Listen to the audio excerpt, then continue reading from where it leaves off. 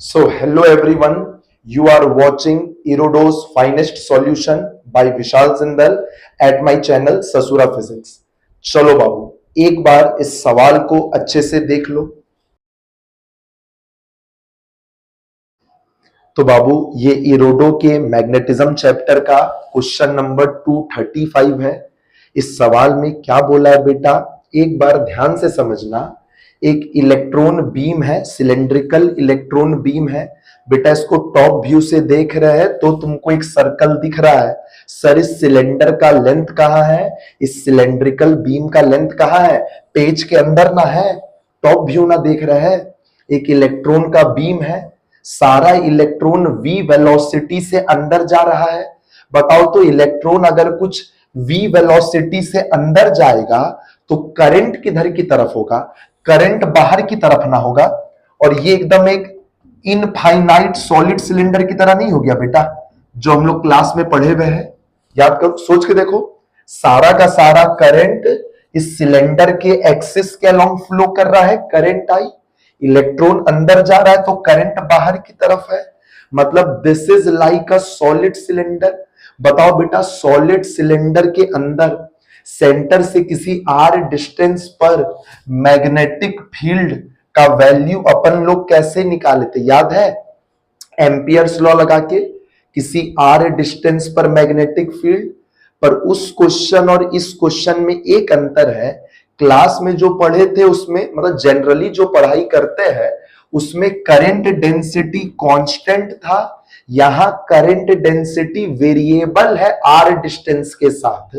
तो तुमसे उस करंट डेंसिटी का ही फंक्शन पूछा है, जे का फंक्शन। और तुमको बता क्या दिया है कि सेंटर से आर डिस्टेंस पर मैग्नेटिक फील्ड का वैल्यू देखो, छपा हुआ है ना, बी आर का power some alpha, where B and alpha are some positive constant. तो बात समझो बेटा, किसी भी आर डिस्टेंस पर करंट डेंसिटी का फंक्शन पूछा है, वो अभी निकलेगा। ध्यान से समझो अब क्या किए। सेंटर से आर डिस्टेंस पर जा करके, कोई अंदर का पॉइंट है ये, सेंटर से किसी आर डिस्टेंस वाला अंदर वाले पॉइंट पर एक सर्कुलर गॉसियन, एक सर्कुलर शेप का एम्पीरियन लूप लिए। और बस बेटा, अब इस एम्पीरियन लूप पर हर जगह दिख रहा है ना मैग्नेटिक फील्ड किधर होगा? दिख रहा है हर जगह। जो मैग्नेटिक फील्ड है वो वहां के डीएल के एकदम पैरेलल है। और अब इस पूरे लूप पर याद है, इंटीग्रल बी डॉट डीएल लगाते थे क्लास में, और बी डॉट डीएल का answer B into 2 pi R आ जाता था इंटीग्रेट होके। B dot dl is equal to mu naught times I enclose.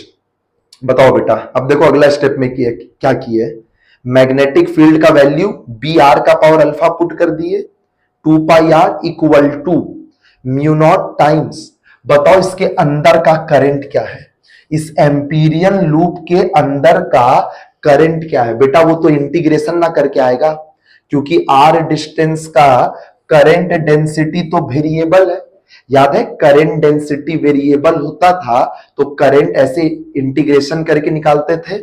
याद करो, तुम सीखा है करंट इलेक्ट्रिसिटी में, integration of J into 2 pi R D R, और लिमिट आर का पुट होगा फ्रॉम 0 टू आर। ये बेटा आई इनक्लोज हो जाएगा। बात समझना, देखो तो 2 पाई कांस्टेंट है, इंटीग्रेशन से बाहर आके 2 पाई से 2 पाई कटेगा, बस अब खत्म हो गया। बताओ integration of J R D R, mu naught को उधर भेजो। बताओ ये कितना हो गया? बी आर का पावर अल्फा और एक आर, आर का power alpha plus 1 by mu naught. अब इसके आगे मैथ्स का क्या ट्रिक लगेगा समझो बाबू। इस चीज का इंटीग्रेशन का ये आंसर है। तो बताओ तो, अगर इस वाले कचड़े का डिफरेंशिएशन कर दे तो वो इसके बराबर ना होगा। अगर इस एक्सप्रेशन का इंटीग्रेशन का ये आंसर है तो इसके डिफरेंशिएशन का आंसर क्या होगा? ये होगा जो अंदर लिखा हुआ है। बस बेटा, इस वाले पार्ट का डिफरेंशिएशन कर दो और उसका वैल्यू इस अंदर वाले कचड़े के बराबर होगा। अरे बेसिकली दोनों साइड डिफरेंशिएशन कर दो। डिफरेंशिएशन करोगे तो ये इंटीग्रेशन वाला सिंबल हट ना जाएगा और बस वो जे आर डी आर बचेगा। करो डिफरेंशिएशन करो दोनों साइड का। बी बाई म्यू नॉट तो बाहर रहेगा, आर का पावर अल्फा प्लस वन का डिफरेंशिएशन, अल्फा प्लस वन नीचे, आर का पावर अल्फा बचेगा और साथ में डी आर लिखोगे और इसका डिफरेंशिएशन करोगे तो बेसिकली इंटीग्रेशन वाला सिंबल हट जाएगा, बचेगा जे आर डी आर। देख तो बेटा डी आर से डी आर गया, आर का पावर अल्फा और यहां एक आर है, ये आर आके इस आर का पावर अल्फा से बटा होगा तो आर का पावर अल्फा माइनस वन बचेगा। और कितना सुंदर से बाबू current density as a function of R आ गया। ठीक है ना, एक बहुत सुंदर क्वेश्चन है बेटा, बहुत समझने वाला क्वेश्चन है। एक बार अच्छे से एक एक बात को देखना, तुम इसको समझ जाएगा अच्छे से। चलो tata bye bye, best of luck.